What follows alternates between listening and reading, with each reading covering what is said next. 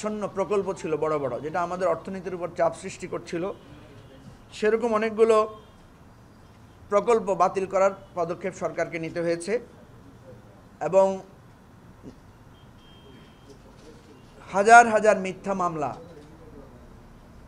লোকদেরকে জেলে পুরে নির্যাতন করা, বিভিন্ন প্রতিষ্ঠান আওয়ামী সন্ত্রাসীরা দখল করে নিয়েছিল, এই জাতীয় অনেকগুলো বিষয়, অনেক মানুষের মুক্তি, অনেক মামলা প্রত্যাহার, আমাদের ব্যাংকগুলো লুটপাট হয়ে নিঃস্ব হয়ে গিয়েছিল, সেই সমস্ত জায়গায় আর্থিক শৃঙ্খলা ফেরানোর জন্য সরকারকে অনেক পদক্ষেপ নিতে হয়েছে।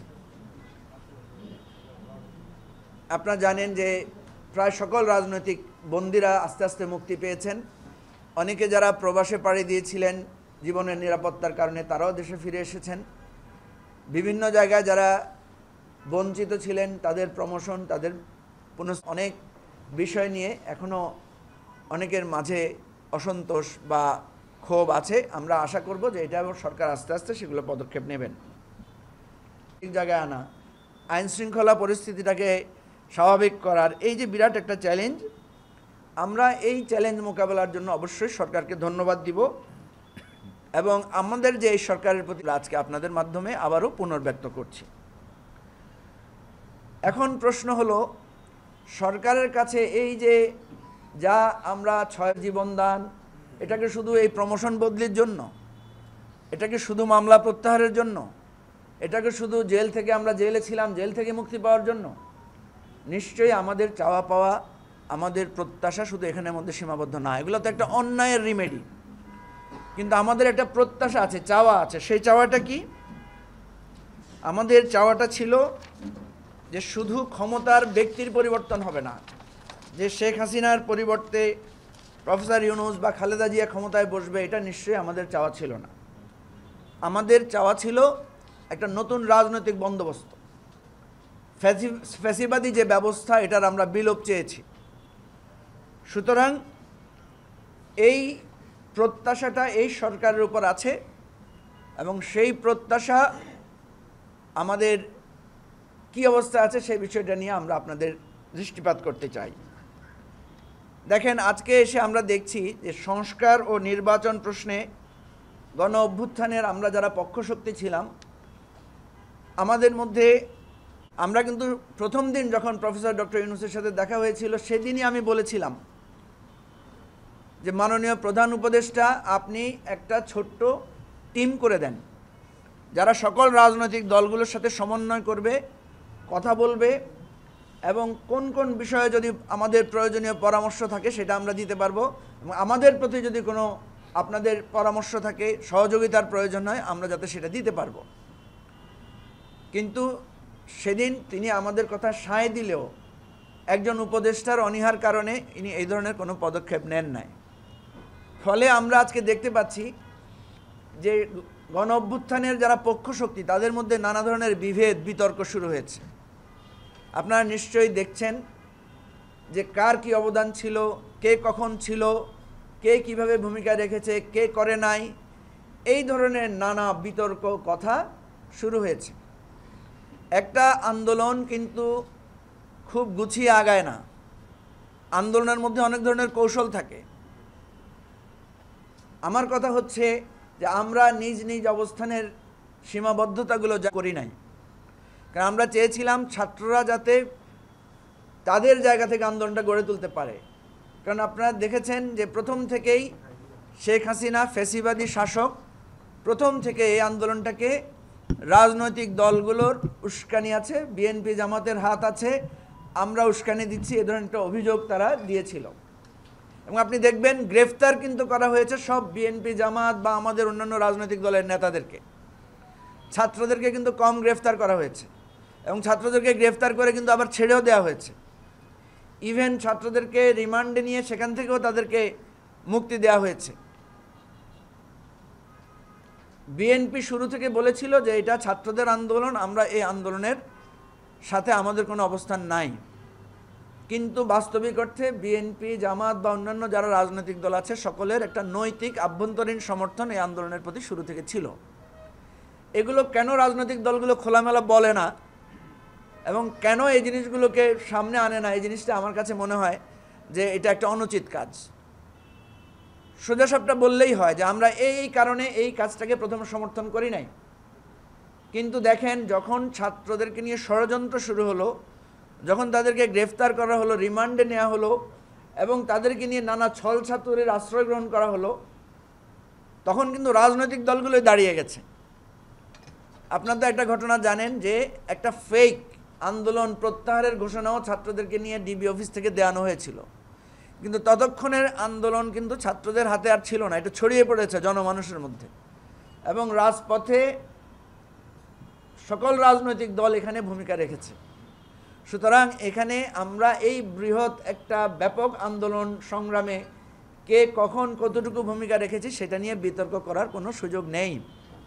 কারণ মনে রাখতে হবে, 5ই অগাস্টের আগে পরে, মানে অগাস্ট মাসের শেষ থেকে বা আমরা যেটা দেখি আবু সাঈদের মৃত্যুর পর থেকে, আবু সাঈদের শাহাদাতের পর থেকে সবাই এক কাতারে চলে এসেছে এবং সবাই মিলে নানাভাবে ভূমিকা রেখেছিল বলেই আমরা এত বড় একটা জালেমের হাত থেকে, ফ্যাসিবাদের হাত থেকে আমরা মুক্তি পেয়েছি। এই যে আজকে যেখানে আমাদের সবাই মিলে ঐক্যবদ্ধ থাকার কথা এত বড় একটা বিজয়ের পরে, কিন্তু আমাদের মধ্যে নানা রকমের বিভেদ তৈরি হয়েছে, আমাদের মধ্যে নানা ধরনের বাকযুদ্ধ চলছে। আমি মনে করি এটার পেছনে অবশ্যই সরকারের একটা দায় আছে। সরকার যদি এই ব্যাপারে ভূমিকা রাখত তাহলে এই বিভেদটা হতো না। সরকার এই দায়টা কোনোভাবেই এড়াতে পারে না। আমি এবারে আমাদের বর্তমানে যে ডেভিল হান্ট এবং কমান্ড সেন্টারের কার্যক্রম নিয়ে দুটি কথা বলি। প্রথম হচ্ছে, আমাদের পক্ষ থেকে আমি বলছি যে এই ডেভিল হান্টটা, এটাকে আমি বলি ডিলেইড ডেভিল হান্ট ইনিশিয়েটিভ। এটা একটা বিলম্বিত উদ্যোগ। আমরা কিন্তু সরকারের কর্তা ব্যক্তিদেরকে প্রথম থেকে বলেছিলাম যে প্রত্যেক অন্তর্বর্তীকালীন সরকার, প্রত্যেক কেয়ারটেকার সরকার দেখবেন আপনারা আইন শৃঙ্খলা পরিস্থিতি স্বাভাবিক করার জন্য একটা সমন্বিত উদ্যোগ নেয়, কিন্তু সরকার প্রথম দিকে এই উদ্যোগটা নেয় নাই।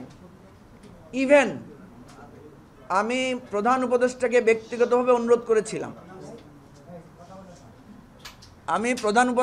ব্যক্তিগতভাবে অনুরোধ করেছিলাম, যে আপনি সেনাবাহিনীর একজন সিপাহী থেকে শুরু করে পুলিশের একজন সিপাহী পর্যন্ত উনাদেরকে অ্যাড্রেস করে একটা স্পেশাল বক্তব্য দেন, বলেন যে বাংলাদেশটা এখন যে জায়গায় এসে দাঁড়িয়েছে সেখানে আপনি প্রত্যেককে সমন্বিতভাবে একটা সহযোগিতা চান। কিন্তু আমি জানি না কী জন্য এই উদ্যোগটা উনি নেন নাই, এবং আমরা দেখেছি উনি শুধু পুলিশ এবং সেনাবাহিনীর কর্তা ব্যক্তিদের সাথে কথা বলেছেন। আমরা চেয়েছিলাম এরকম একটা পরিস্থিতিতে দেশের শান্তি শৃঙ্খলা, স্থিতিশীলতা, আইন শৃঙ্খলা পরিস্থিতি সঠিকভাবে মেনটেন করার জন্য একেবারে সবাইকে একটা দেশপ্রেম, একটা দায়িত্ববোধে উদ্বুদ্ধ করার জন্য ওনার একটা পদক্ষেপ নেওয়া দরকার ছিল। কারণ উনি একজন ভালো বক্তা, উনি একজন মানুষকে ভালো ইন্সপিরেশন দিতে পারেন, সারা বিশ্বব্যাপী তার একটা সুনাম রয়েছে। তিনি যদি সবাইকে উদ্বুদ্ধ করে আজকে যে ডেভিল হান্টটা করেছেন সেটা যদি প্রথম দিকে নিতে পারতেন, তাহলে কিন্তু আজকে বাংলাদেশে অনেক দুরাচার, অনেক খুনি, অনেক ফ্যাসিবাদের দোষরদেরকে আমরা ধরতে পারতাম, তাদের কাছে গ্রেফতার করা যেত, এবং আজকে যে বিশৃঙ্খলা বা আজকে মাঝে মাঝে যে উত্তেজনাটা ছড়াচ্ছে এটা কিন্তু হতো না। এর বাইরে আরেকটা জিনিস হতে পারতো, সেটা হচ্ছে আজকে নানা ধরনের চাঁদাবাজি, দখলবাজির অভিযোগ আপনারা শুনতে পাচ্ছেন, আমরা শুনতে পাচ্ছি।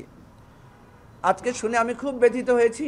ঢাকা শহরের বিভিন্ন জায়গায়, হয়তো দেশের বিভিন্ন জায়গায় হচ্ছে, আমরা জানতে পারছি না, যে কম্বাইন্ড ছিনতাই হচ্ছে বিভিন্ন জায়গায়। গাড়ি দাঁড় করিয়ে নৃশংসভাবে মানুষের উপরে চাপাতি দিয়ে কুপিয়ে সর্বস্ব ছিনিয়ে নেওয়া হচ্ছে, কিন্তু কোনো আইন শৃঙ্খলা পরিস্থিতির ব্যবস্থা হচ্ছে না। এই ইভেন্টটা, এই পদক্ষেপটা যদি প্রথম থেকে নিতে পারতেন তাহলে এগুলো থেকে আমরা রক্ষা পেতাম। তো আমি তারপরে বলছি এটা একটা ডিলেইড একটা ইনিশিয়েটিভ, এটাতে খুব বেশি ফলপ্রসূ হবে বলে আমি মনে করছি না বা আমরা মনে করছি না। তারপরেও কমান্ড সেন্টারের যে কন্ট্রোল নিয়েছেন সকল মানে বাহিনীগুলোকে সাথে নিয়ে এটাকে আমরা স্বাগত জানাই, ইতিবাচকভাবে বলি। সকল রাজনৈতিক দলের, আমাদের সামাজিক সংস্থার সকলের, প্রত্যেক নাগরিকের আমরা মনে করি এটাকে সহযোগিতা দেওয়া উচিত এবং বাংলাদেশের আর্থসামাজিক আইন শৃঙ্খলাগত জায়গায় একটা শৃঙ্খলা ফিরে আসবে বলে আমরা আশা করছি। এবং আমি মনে করি যে জনগণ সরকার যে একটা ক্ষমতায় আছে, সরকারের যে একটা নিয়ন্ত্রণ আছে, সরকার বললে যে একটা কথা হয়, যেমন আপনারা দেখেছেন যে প্রফেসর ইউনূস বলেছেন আর বিশৃঙ্খলা চাই না। কালকে আমরা দেখলাম একজন উপদেষ্টা বই মেলার ঘটনার পরে উনি বলেছেন this is last warning. Last warning, সরকারের আহ্বান, এই জিনিসগুলো যাতে কার্যকর হয়, মানুষ যাতে মনে করে সরকার হচ্ছে রাষ্ট্র পরিচালনার প্রধানতম শক্তি, দায় তাদের উপরে। তারা একটা কথা বলার পরে সেটা যদি না থাকে, না স্থাপিত হয়, তাহলে সরকারের নিয়ন্ত্রণ থাকবে না। আমরা আশা করি সরকার এই ব্যাপারে শক্ত একটা নিয়ন্ত্রণ স্থাপন করবে এবং সেটা অবশ্যই মানবিক এবং মানবাধিকারের ভিত্তিতে সেটা হতে হবে। আমরা যে জিনিসটা দেখছি, একটা বিষয় আপনাদেরকে সামনে রেখে আজকে বলছি, আওয়ামী লীগ এবং শেখ হাসিনা যে উপর্যুপরি হুমকি ধামকি, তারপরে নানা ধরনের উস্কানিমূলক কথাবার্তা বলছে, এবং এর প্রেক্ষিতে আমরা কিছু রাজনৈতিক নেতাদেরকে দেখেছি বা রাজনৈতিক দলকে দেখেছি, তারা এক ধরনের দায়সারা গোছের ভূমিকা রেখেছেন, এক ধরনের সুশীল বক্তব্য তারা দিচ্ছেন। দেখবেন শেখ হাসিনার সেই দিনের সেই উস্কানিমূলক ভাষণের প্রতিবাদে ছাত্র জনতা বিক্ষোভ করেছে, রাজনৈতিক দলগুলো এখানে দায়সারা গোছের ভূমিকা নিয়েছে। কিন্তু আপনি যদি দেখেন ওই সমস্ত বিক্ষোভে বা যেই অস্বস্তিকর পরিস্থিতিটা তৈরি গোছের ভূমিকা রাখার সুযোগ নাই। এবি পার্টি এ ব্যাপারে অত্যন্ত সুস্পষ্ট অবস্থান আজকে আপনাদের মাধ্যমে আমরা বলছি যে শেখ হাসিনা কোনো ধরনের বক্তব্য, তাদের কোনো ধরনের তৎপরতাকে আমরা গ্রহণ করব না।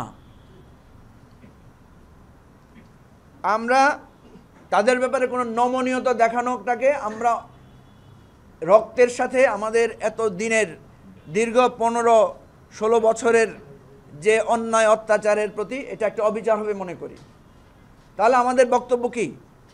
আমাদের বক্তব্য হচ্ছে শেখ হাসিনা এবং আওয়ামী লীগের এ ধরনের উস্কানিমূলক হুমকি ধমকির ব্যাপারে আমাদেরকে একটা স্ট্রং পজিশন নিতে হবে। তবে সেই পজিশনটা কি ধ্বংসাত্মক হবে নাকি সেটা বুদ্ধিদীপ্ত রাজনৈতিক হবে, সেটা আমরা নির্ধারণ করব। সেটা ন্যায়সঙ্গত হতে হবে, সেটাকে আমরা ন্যায়সঙ্গতভাবে সবাই মিলে করব, এই স্ট্রং পজিশনে থাকতে হবে। সেজন্য আমি স্পষ্ট করে বলছি যে ফ্যাসিবাদের ব্যাপারে কোনো ধরনের নমনীয়তা দেখানোর সময় আসে নাই। বিচার এবং ক্ষমা চাওয়ার পরেই একটা সবাই মিলে আমরা একটা রিকনসিলিয়েশন প্রসেসে আমরা যেতে চাই এবং এটা যত তাড়াতাড়ি নেওয়া সম্ভব সেটা আমাদের দেশ এবং জাতির জন্য, রাষ্ট্রের জন্য কল্যাণকর। আমরা দেখেছি যে সরকার বলছে যে 5 মাসে অর্থনীতি ঘুরে দাঁড়িয়েছে, মানে 6 মাসে, গত 6 মাসে অর্থনীতি ঘুরে দাঁড়িয়েছে, অর্থনীতির প্রায় 10% উন্নতি হয়েছে এবং তারা বলছেন যে আগামী জুলাই মাসের মধ্যে মূল্যস্ফীতি 7% নেমে আসবে। আমরা আরও শুনেছি বা আমরা সরকারের হ্যান্ডআউট থেকে জানতে পেরেছি যে মজুদ এবং সরবরাহ স্বাভাবিক রাখতে হচ্ছে এর প্রতিফলন আমরা বাজারে দেখতে চাই। এর প্রতিফলন আমার ঘরে, আমার কৃষকের ঘরে, আমার মেহনতি জনতার ঘরে এর প্রতিফলন আমরা পেতে চাই। অতীতেও এই ধরনের কথা আমরা শুনেছি যে আমাদের বাজার ঠিক আছে, আমাদের স্টক ঠিক আছে, কিন্তু বারবার দ্রব্যমূল্য বাড়ে।